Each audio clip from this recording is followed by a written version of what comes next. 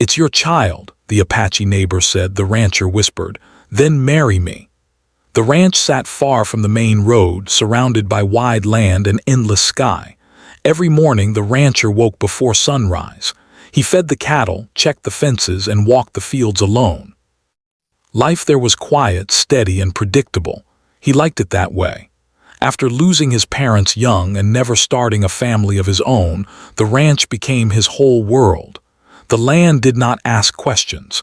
It only demanded work, and he gave it everything he had. People in nearby towns knew him as a decent man. He spoke little but always kept his word. If someone needed help with livestock or repairs, he showed up without complaint. Still, he kept his distance. He had learned long ago that silence was safer than promises he might not know how to keep. On the other side of his land lived an Apache woman. Her home stood near the hills, simple but strong, just like her. They were neighbors by land, not by friendship. They exchanged polite greetings when they crossed paths, nothing more. The rancher respected her space and she respected his.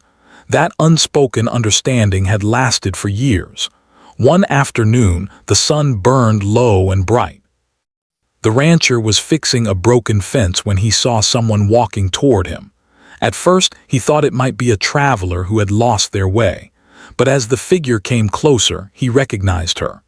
The Apache woman walked slowly, holding the hand of a small child. He stood still, wiping sweat from his brow. Visitors were rare. Visitors with children were even rarer. When she reached him, she stopped a few steps away. Her face showed nervousness, but her eyes were steady. The child stayed close to her side, watching the rancher with quiet curiosity. "Good afternoon," the rancher said, unsure why his voice sounded tense. She nodded in greeting. For a moment, no one spoke. The wind moved through the dry grass and a bird cried out somewhere in the distance. Finally, she spoke. Her voice was calm but heavy with meaning. "It's your child," she said. The words struck him harder than any storm he had faced on the ranch. He felt the ground shift beneath him, though he did not move. He looked from her face to the child, then back again, trying to understand what he had just heard. "That's not possible," he said quietly, though his heart was already racing. She did not argue. She simply stood there, letting the truth settle in the air between them. The child looked up at him then. There was nothing unusual at first glance, just a small face, dusty shoes, and curious eyes. But something tugged at the rancher's chest. A familiar look. A shape of the eyes, perhaps, a tilt of the head. He swallowed hard. "Why now?" he asked. She took a breath as if preparing herself. "Because the child deserves to know where he comes from," she said, "and because I cannot carry this alone anymore." The rancher felt heat rise to his face. Memories he had buried deep began to surface. Years ago, during a harsh winter, he and the woman had spent time together. It was brief, honest, quiet. Neither of them spoke of the future. When spring came, life pulled them back to their separate paths. He had believed that chapter was closed. "I didn't know," he said. "You never told me." "I was afraid," she replied, "of the town, of the looks, of what it might do to the child." He nodded slowly. Fear was something he understood well. They stood there for a long moment, the past pressing in around them. The child tugged gently at her hand. The rancher cleared his throat. "Would you come inside?" he asked. "The sun is strong." She hesitated, then nodded. Inside the house, everything felt smaller. The rancher suddenly noticed how bare it was. One chair at the table, one plate by the sink. A life built for one person only. The child sat quietly, swinging his legs, looking around with interest. The rancher poured water for them. His hands shook slightly, though he tried to hide it. "How old?" he asked. "5," she said. 5 years. 5 years of a life he never knew existed. He looked at the child again. This time he saw it clearly. The resemblance was undeniable. A weight settled on his shoulders, not fear but responsibility. "I need time," he said honestly. "I understand," she replied. "I didn't come for answers today, I came for truth." When she stood to leave, the rancher surprised himself by speaking again. "You can stay tonight," he said. "There's space, and we shouldn't rush this." She studied his face, searching for something. Then she nodded. As evening fell, the ranch grew quiet again, but this time the silence felt different. The rancher lay awake that night, staring at the ceiling, knowing his life had already changed. And deep inside, a single thought echoed louder than all the rest. Morning came slowly to the ranch, carried in by pale light and the sound of cattle moving in the distance. The rancher woke before the sun, as he always did, but this time he did not rise right away. He lay still, staring at the wooden ceiling, listening to unfamiliar sounds in his house. Soft footsteps, a child's quiet cough, the gentle movement of another life sharing his space. He sat up and rubbed his face. The night had been long, filled with broken sleep and restless thoughts. Every time he closed his eyes, he saw the child's face. Sometimes it looked like a stranger. Other times it looked too much like his own reflection from years ago. He dressed quietly and stepped outside. The cool air helped him think. He walked the fence line, checked the water troughs and fed the cattle, but his hands moved without his mind fully present. His thoughts kept returning to the past, to a winter that had changed more than he ever realized. Back then, a heavy storm had damaged part of his ranch. He had gone to the hills to check on the land and found the Apache woman struggling to secure her shelter against the wind. Without many words, he had helped her. One day turned into several, shared meals. Long conversations by firelight. They spoke about loss, about loneliness, about the weight of living between worlds. There were no promises, no plans, just two people finding comfort in a hard season. When spring came, the storms ended. Life moved forward. He returned fully to the ranch. She returned to her path. Silence followed, and he believed that silence meant the story was over. Now he knew it was not. When he returned to the house, the smell of simple food filled the air. The Apache woman stood at the stove, cooking quietly. The child sat at the table, drawing shapes on a scrap of paper with a short pencil. She looked up when she heard him. "Good morning," she said. He nodded. "Morning." The child smiled at him, open and easy, as if nothing was strange at all. That smile unsettled him more than anything else. They ate in silence at first. The rancher noticed small things, the way the child held his spoon, the way he focused deeply on each task. Familiar habits he could not explain. After breakfast, the woman spoke. "You asked yesterday why I came now," he nodded. "Yes." She folded her hands on the table. "The child has begun to ask questions," she said. "About his father, about where he comes from." I could no longer answer with silence. The rancher leaned back in his chair. "And you chose me." "I chose the truth," she replied calmly. "Whether you accepted it or not was never in my control." Her words were not angry. They were steady, honest. He looked at the child again. "Does he know?" "He knows there is a man who helped bring him into this world," she said. "He does not know names yet." The rancher swallowed. He was not sure he deserved to be named. Later that day, the woman suggested a walk. The child ran ahead, chasing insects and kicking stones. The adults followed at a slower pace. As they walked, she spoke of the years since the child was born, how she worked when she could, how she taught him respect, patience, and pride in who he was, how she shielded him from cruelty without hiding the truth of the world. The rancher listened carefully. Each word added weight to his chest. "I never meant to keep him from you forever," she said. "Only until I was sure I could stand strong." "You were strong enough already," he said quietly. She gave a small smile. "Strength looks different when you are carrying a child." When they returned to the ranch, a neighbor passed by on horseback. He slowed, eyes curious, then nodded politely. The rancher felt tension rise in his shoulders.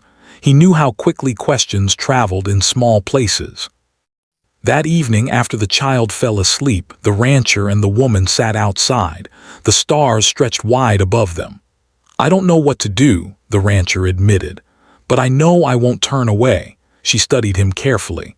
"Responsibility is not enough," she said. The child needs consistency, not just words. I understand, he replied, and for the first time he truly did. Silence settled again, but this time it was not empty. It was full of possibility and fear. Inside, the child slept peacefully, unaware that the world around him was shifting. The rancher stared at the stars and realized that the quiet life he once protected was already gone, and in its place stood something far more demanding and far more meaningful. The next few days passed with a strange mix of routine and uncertainty.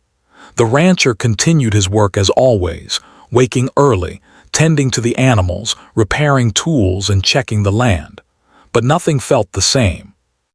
Every task now had an extra weight, as if his thoughts were walking beside him no matter where he went.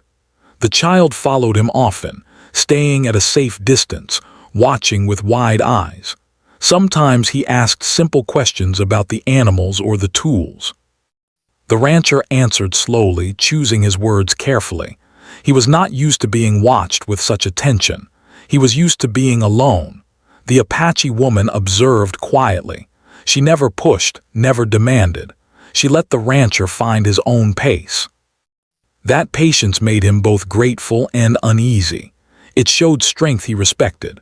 One afternoon, the rancher taught the child how to pour water into the trough without spilling too much. The child tried hard, his tongue pressed to the corner of his mouth in focus. When he succeeded, he looked up proud. "Good job," the rancher said before he could stop himself. The word job sounded small, but the warmth behind it felt big. The child smiled, bright and unguarded. That night, the rancher lay awake again. He thought about responsibility. Not the kind written in rules or spoken aloud, but the kind that settles quietly in the heart. The kind that changes how a person sees the future. He knew he could not let things remain unclear forever. The next day, he rode into town for supplies. He had avoided town since the woman and child arrived, but he could not hide forever. As he tied his horse outside the store, he felt eyes on him. Conversations softened as he passed. People noticed everything in a small place like this. Inside the store, the owner greeted him politely, then hesitated. "You have company on your land these days," the man said carefully. "Yes," the rancher replied. He kept his voice steady. The owner nodded, curiosity clear but controlled. "Family?" The rancher paused. In that moment, he understood that silence would only feed rumor. He lifted his chin.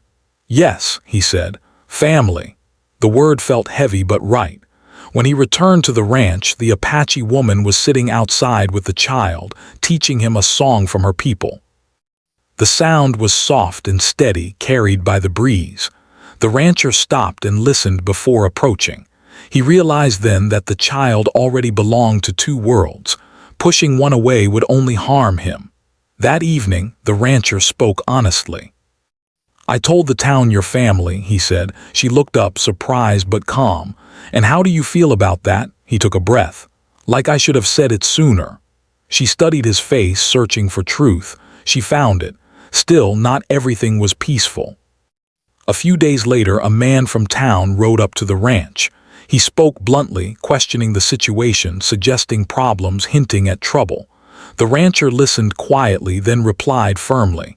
"This is my land," he said, "and my responsibility." The man left, dissatisfied. That night, the rancher felt the pressure clearly. Choosing this path meant standing against judgment, not just accepting duty. It meant protecting, not hiding. He walked to the small room where the child slept. He stood in the doorway, watching the slow rise and fall of the child's chest. A deep feeling filled him, not fear, not doubt, but resolve. The next morning, he made a decision. He sat with the Apache woman as the sun climbed higher. "I won't pretend this is easy," he said. "But I won't walk away. I want to do this right," she nodded. "Doing it right means staying when it's hard." "I know," he said, "and I'm ready." The child ran toward them, laughing, unaware of the choice being made. The rancher looked at him and felt something settle into place. For the first time in his life, the future did not feel empty. It felt full and worth protecting. The days that followed were quieter on the surface, but inside the rancher everything was changing. His decision had been made, yet the weight of it stayed with him. Every step he took now felt connected to more than just himself. The land, the house, the future, all of it seemed to look back at him differently. He began to notice how the Apache woman fit into the rhythm of the ranch. She helped without being asked. She repaired small things, cooked simple meals, and kept the house warm with her calm presence. She never acted like she owned the place, but she also never acted like a guest. She stood in between, careful and respectful. The child, meanwhile, grew more comfortable each day. He laughed more. He spoke freely. He followed the rancher everywhere, asking questions, copying movements, learning without being taught directly. Sometimes the rancher caught himself smiling at the child's small achievements, then quickly looked away, unsure how much closeness he was allowed. One evening, as the sun dipped low and painted the sky orange, the rancher sat on the porch steps. The Apache woman joined him, keeping a small distance. The child played nearby, building shapes in the dirt. "I've been thinking," the rancher said slowly, "about what people will say, about what this means for you." She nodded. "I've thought about that for years." He turned to her. "I don't want you living in between anymore, not here, not anywhere." She looked at him carefully. "Words can promise safety," she said, "but only actions keep it." He accepted that without defense. "Then let me speak clearly," he said. The child looked up at them, sensing the change in tone. The rancher took a deep breath. His voice lowered, steady but serious. "If the child is mine," he said, "then I will take full responsibility, not just food and shelter, not just protection from others. I mean standing beside you, publicly, permanently." She did not answer right away.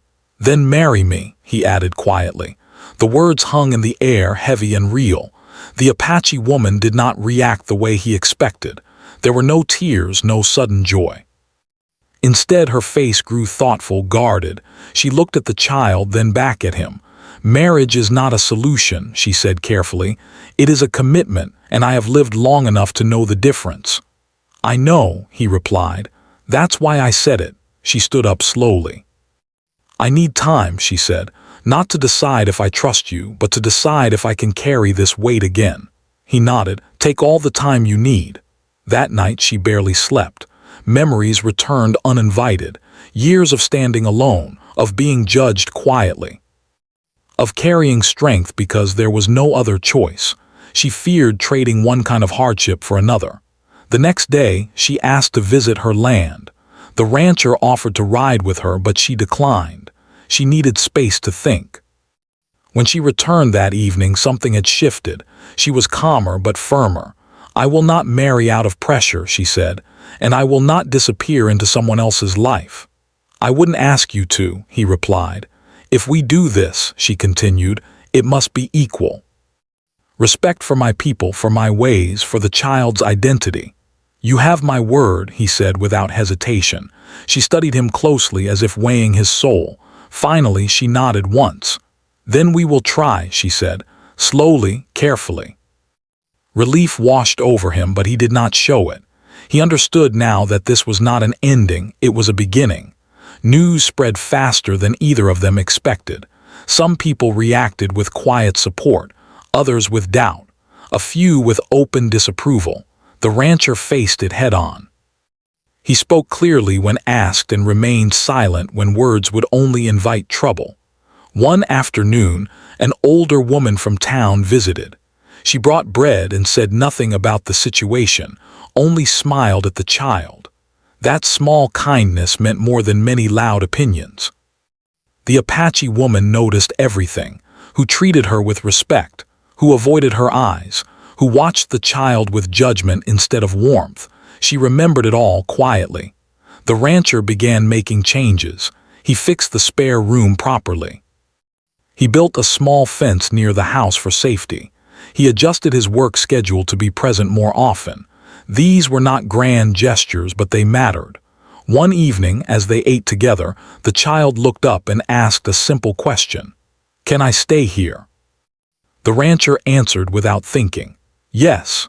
The woman watched his face, then smiled softly. That night, as stars filled the sky, the rancher realized something important. He had asked for marriage thinking it was the hardest thing he would ever do. He was wrong. The hardest part was learning how to share his life fully and choosing to do it every day. And he was ready. Time did not change everything at once, but it softened the sharp edges. Days turned into weeks and weeks into months. The ranch slowly adjusted to its new rhythm, shaped by 3 lives instead of 1. There was no sudden happiness, no perfect moment when everything felt settled. Instead, there was steady effort, quiet understanding, and patience. The rancher learned that family was built in small actions, waking earlier so breakfast could be shared, coming home before sunset when he once stayed out until dark, listening more than speaking. These things did not come naturally to him, but he practiced them every day. The Apache woman remained strong, but she also allowed herself rest. For the first time in many years, she did not feel like she had to stand guard every moment. She watched the rancher carefully, not looking for mistakes, but for truth. And she found it in the way he showed up again and again, without being asked. The child grew quickly, not just in height, but in confidence. He learned the land, the animals, and the quiet rules of ranch life. He also learned stories from his mother's people, songs that carried memory and meaning. The rancher made space for both. He never asked the child to choose one side of himself over the other. That choice mattered. There were challenges. Some neighbors kept their distance. Others spoke kindly but cautiously. A few never changed their minds. The rancher accepted this without bitterness. He understood that respect could not be forced. It had to be earned through consistency. One afternoon, a storm rolled in suddenly. The wind was strong and the rain fell hard. The rancher rushed to secure the animals while the woman gathered the child inside. When the storm passed, damage was scattered across the land. Fence posts down, tools misplaced. They worked together in silence, fixing what could be fixed. The child helped where he could, carrying small items proudly. When it was over, they stood together, tired and wet but calm. "This is what family looks like," the woman said quietly. The rancher nodded. He felt it deeply. As time went on, plans for the future began to take shape. Not rushed, not forced, just honest conversations about what they wanted and what they feared. When they finally chose to marry, it was done simply, without spectacle, a small gathering. A few words spoken clearly, a promise made with open eyes. The child stood between them, holding both their hands. Life continued as it always does. There were good days and hard ones, but the ranch was no longer silent in the same way. Laughter lived there now. So did shared meals, shared worries, and shared hope. Years later, when the child was older, he would remember the ranch not as a place of confusion, but as the place where he was chosen. And for the rancher, that was everything.